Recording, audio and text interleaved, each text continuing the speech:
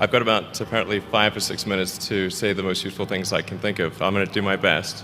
Um, the it was suggested that I distill things down to three items. I think I'll go with 4, and I'll try. I think these are pretty important ones. Some of them are going to sound like, well, you've heard it before, but it's worth re-emphasizing. I think the first is you need to work, depending upon how well you want to do, and particularly if you're starting a company, you need to work super hard. So what does super hard mean? Well, when my brother and I were starting our first company, instead of getting an apartment, we just rented a small office and we slept on the couch. And we showered at the YMCA, and we're so hot up we had just one computer. So the website was up during the day, and I was coding at night, 7 days a week, all the time.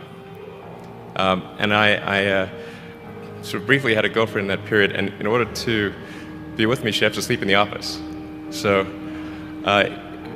work hard, like every waking hour. That's the thing I would say, particularly if you're starting a company. And I mean, if you do simple math, say like, okay, if somebody else is working 50 hours and you're working 100, you'll get twice as much done in the course of a year as the other company. The other thing I'd say is that if you're creating a company or if you're joining a company, the most important thing is to attract great people. So either join a group that's amazing, that you really respect, or if you're building a company, you've got to gather great people. I mean, all a company is a group of people that have gathered together to create a product or service. And so depending upon how talented and hardworking that group is, and the degree to which they are focused cohesively in a good direction, that will determine the success of the company. So do everything you can to gather great people if you're creating a company.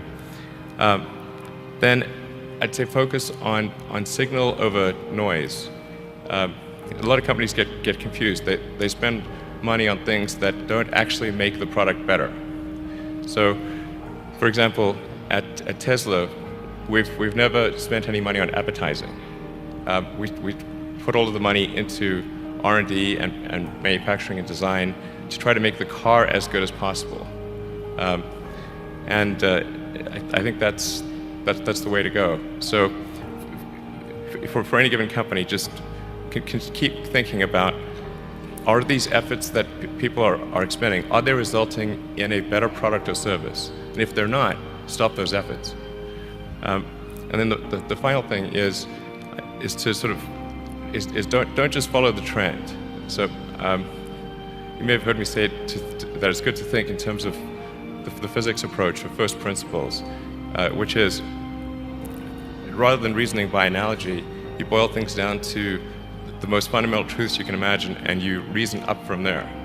And this is a good way to figure out if something really makes sense, or if it's just what everybody else is doing.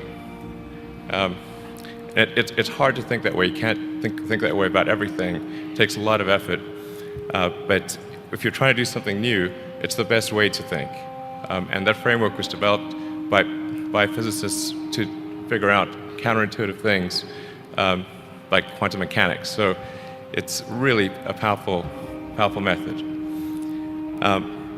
Anyway, so that's, and then I think that the final thing I would encourage you to do is, now is the time to take risk. You don't have, you don't have kids. As you get older, your obligations increase. So and once you have a family, you start taking risk not just for yourself but for your family as well. It gets much harder to do things that might not work out.